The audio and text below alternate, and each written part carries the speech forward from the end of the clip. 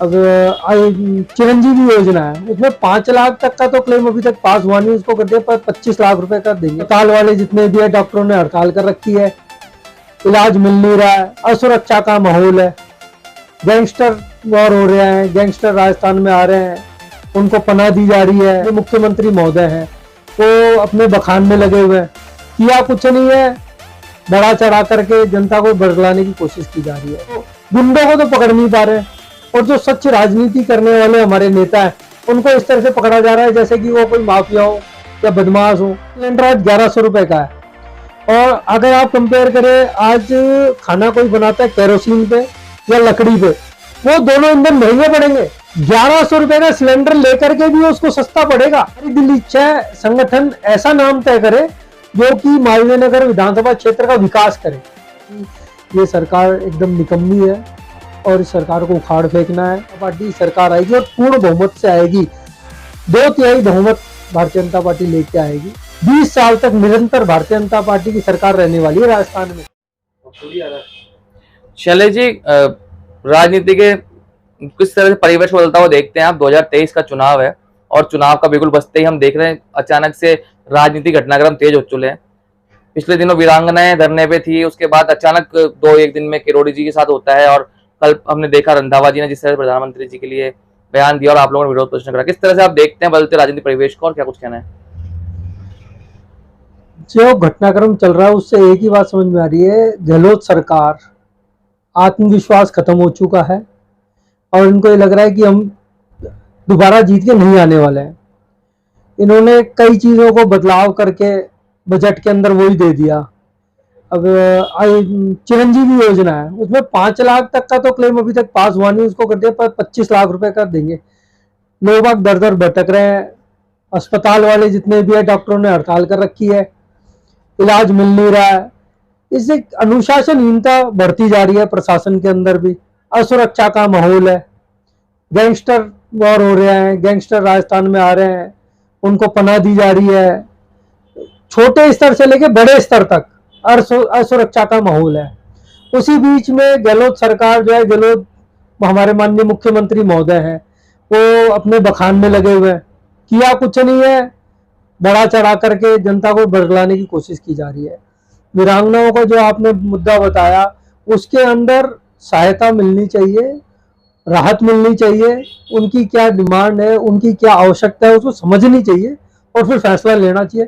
ये तरीका गलत है कि आप सोते हुए को उठा के ले जा रहे हैं, वो कहीं गए हैं, उनको गुंडों को तो पकड़ नहीं पा रहे, और जो सच राजनीति करने वाले हमारे नेता हैं उनको इस तरह से पकड़ा जा रहा है जैसे कि वो कोई माफिया हो या बदमाश हो। ये बहुत गलत है। किस प्रकार से देखते हैं आप 2023 के चुनाव? क्योंकि कहीं ना कहीं बीजेपी में फूट नजर आ रही है, 2 धड़ों में विजय बटी हुई दिख रही है, और साथ में कांग्रेस की स्थिति भी कोई इस तरह की नहीं है, उसमें भी फूट है। तो दोनों देखते हो सरकार को लगता है मतलब बीजेपी सरकार बना पाएगी, कांग्रेस रिपीट हो पाएगी, इस तरह कोई माहौल देख क्या लग रहा है आपको? नहीं समझिए, यहाँ मैं आपको बताना चाहूंगा, बीजेपी में कोई 2 धड़े नहीं है, सब एकजुट है। और बार बार शीर्ष नेतृत्व यही कहा जा रहा है कि मोदी जी के चेहरे पे चुनाव लड़ेंगे।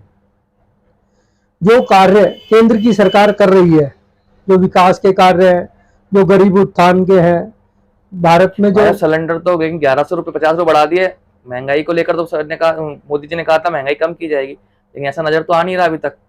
तो लगता है उनके चेहरे पे अगर चुनाव लड़ा गया तो गरीब आदमी वोट देगा। देखिए सुमित जी, जो गैस, रसोई गैस की उपलब्धता हुई है, सिलेंडरों की जो उपलब्धता हुई है, वो एक बहुत बड़ी बात है। वरना पहले गैस सिलेंडर मिलते ही नहीं थे, चूल्हे कनेक्शन नहीं मिलते थे। अगर आप किसी गरीब जो व्यक्ति गैस सिलेंडर यूज नहीं करता था, और पहले ईंधन क्या था, लकड़ी जलाता था वो, या केरोसिन से खाना बनाता था, उसका समय बर्बाद होता था, उसके स्वास्थ्य पे प्रतिकूल असर पड़ता था, और केरोसिन की किल्लत रहती थी बाजार के अंदर, वो ब्लैक खरीदता था। अगर आप कंपेयर करें रसोई के खाना बनाने की कॉस्ट को, गैस सिलेंडर आज 1100 रुपए का है, और अगर आप कंपेयर करें आज खाना कोई बनाता है केरोसिन पे या लकड़ी पे, वो दोनों ईंधन महंगे पड़ेंगे। 1100 रुपए का सिलेंडर खरीद के भी उसको बचत होगी। मतलब आप कह रहे हैं 1100 का सिलेंडर हो गया, कोई बड़ी बात नहीं, सस्ता ही है। नहीं, सस्ते की बात नहीं कर रहा मैं, कहना चाह रहा हूं जो परिवार केरोसिन खरीद करके खाना बनाएगा, 1100 रुपए का सिलेंडर लेकर के भी उसको सस्ता पड़ेगा। केरोसिन महंगा पड़ेगा, लकड़ी लेकर के खाना बनाएगा उसको महंगा पड़ेगा, और स्वास्थ्य की दृष्टि से भी दोनों हानिकारक है। उसके जीवन में अगर दीर्घावधि में देखा जाए तो बहुत प्रतिकूल असर पड़ता है स्वास्थ्य के ऊपर। गैस सिलेंडर आप जो कह रहे हैं वो भी मानता हूं, जब 300 रुपए गैस सिलेंडर पे बढ़ गए, लेकिन अगर उसकी उपलब्धता नहीं होगी, ब्लैक में खरीदने पड़ते थे पहले सिलेंडर, हजार रुपए में पहले भी खरीदता था व्यक्ति, एक दिन उसका खराब भी होता था। आज आप एक फोन करो, आपके घर पे आकर के सिलेंडर पहुंचाया जाता है। ब्लैक में सिलेंडर खरीदे हुए आज लोगों को 8-8 साल हो गए। तो अच्छा ही देखिए, आप सिलेंडर के दाम बढ़े हैं, लेकिन अगर आप उसको कंपेयर करेंगे दूसरे ईंधन से तो कॉस्टिंग उसकी आपको कमी मिलेगी। आपके विधानसभा क्षेत्र की अगर बात की जाए, मायनगर विधानसभा क्षेत्र की, तो यहाँ पर कई दावेदार आ रहे हैं, उसमें से आपका भी एक नाम चल रहा है विधानसभा के लिए चुनाव लड़ने के लिए आप भी प्रयासरत हैं, ऐसा सुनने में आ रहा है, क्या ये सही है? देखिए, ये सब संगठन को तय करना है। हमारा काम है संगठनात्मक कार्यों को करना। जो भी संगठन कार्य देगा, जो भी आदेश देगा, वो कार्य करने। कौन चुनाव लड़ेगा, कौन नहीं लड़ेगा, क्या लिस्ट है, तो पब्लिक है वो बनाएगी। नहीं, आपकी दिली इच्छा क्या है, चुनाव लड़ने की है या नहीं? हमारी दिली इच्छा है संगठन ऐसा नाम तय करे जो कि मालवीय विधानसभा क्षेत्र का विकास करे। यहाँ पे कोई कमी नहीं, लेकिन मतलब पहले जो विधायक आपके 7 बार रहे उन्होंने विकास, आप खुश नहीं होंगे विकास कार्यों से? अब मैं बोल रहा था, आपने मेरी बात बीच में काट दी। यहाँ पर कोई कमी नहीं है, विधानसभा के क्षेत्र में हर चीज है। विधानसभा में हर सुविधाएं उपलब्ध है, और हमारा विधानसभा क्षेत्र तो वीआईपी क्षेत्र है। जो हॉस्पिटल्स हैं वो हमारे विधानसभा क्षेत्र में आते हैं। जो अम्यूजमेंट पार्क है, जवाहर सर्किल हो गया, आपके स्मृति वन हो गया, और नेहरू उद्यान हो गया, ये हमारे विधानसभा क्षेत्र में। और जो विकास यहाँ होता है, वीआईपी क्षेत्र है, विकास खूब है। आपके विकास, आप विधायक द्वारा किए गए कार्य संतुष्ट हैं पूर्ण रूप से, जो बीजेपी ने करे हैं? हाँ जी, एकदम पूर्णतः से संतुष्ट है, और हमारे विधायक जी लोकप्रिय है, इसमें भी कोई दोहराई नहीं है। संगठन उनको काय दायित्व देता है, जो भी दायित्व देगा वो। ऐसे कौन से कार्य आप सब समझते हैं कि मतलब भविष्य में जो नया विधायक आएगा, आप कह रहे हैं जो भी नया आएगा, या फिर काली चने दोबारा आते हैं, उनको करने चाहिए, या उन प्रयासरत आप भी साथ पार्टी के रहकर करवाएंगे, ऐसा कुछ कार्य रहेंगे?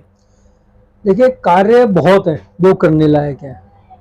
सर्वांगीण विकास होना चाहिए, हर वर्ग का, हर समाज का, कोई भी तबका छूटे नहीं, हर व्यक्ति को हर चीज सुलभ होनी चाहिए। नहीं, विधायक लेवल पे पूछ रहा हूँ मैं कार्य। हाँ, अभी जैसे मानसरोवर में पार्क बना है, सिटी पार्क, कौन सा वो पार्क है, उसमें शुल्क लगा दिया। ठीक है, चलो, एक रोजाना उसके देखभाल के लिए और के लिए सरकार को पैसा चाहिए, उसकी देखभाल के लिए, मेंटेनेंस के लिए उन्हें लगा, लेकिन मेरी नजर में गलत है। आज सरकार क्या देना चाहती है जनता को? स्वच्छ हवा, आदमी जाकर के 2 घड़ी बैठे प्रसन्नता से। नहीं, सरकार का कहना है कि अननेसेसरी असामाजिक तत्व भी आ रहे थे वहां पे और डिस्टर्बेंस पैदा हो रहा था, इसलिए नॉमिनल शुल्क उन्होंने रखा है। ये एक बहुत बड़ी कमी है सरकार की। सुरक्षा, जो मैं कह रहा था, बहुत बड़ा मुद्दा है ये, असुरक्षा का माहौल। इसका मतलब क्या हुआ? आपने असामाजिक तत्वों पे कोई अंकुश ही नहीं है सरकार का। क्या 20 रुपए दे करके उस पर अंकुश लगेगा? 20 रुपए तो वो भी खर्च करके अंदर बैठ जाएंगे। इसका क्या मतलब हुआ?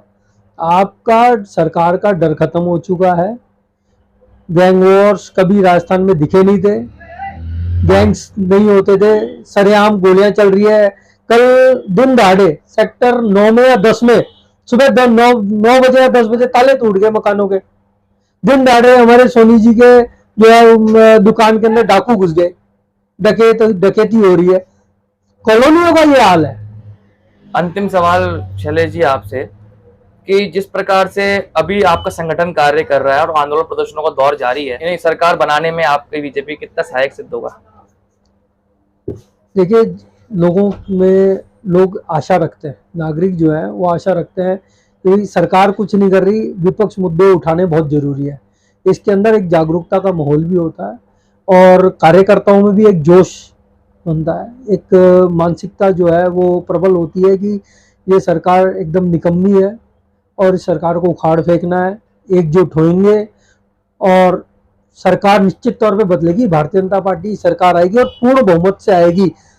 2/3 बहुमत भारतीय जनता पार्टी लेके आएगी, इसमें कोई अतिशोक्ति नहीं है। ज़्यादा भी आ जाए उसमें भी कोई अतिशोक्ति नहीं है। और संगठन इस बार जो कार्य करेगा, 20 साल तक निरंतर भारतीय जनता पार्टी की सरकार रहने वाली है राजस्थान में। ऐसे काम होंगे मोदी जी के नेतृत्व में, और जो भी हमारा नेतृत्व राजस्थान में नेतृत्व देगा, उनके नेतृत्व में बहुत अच्छे कार्य होंगे, ये आपको मैं विश्वास दिलाता हूँ।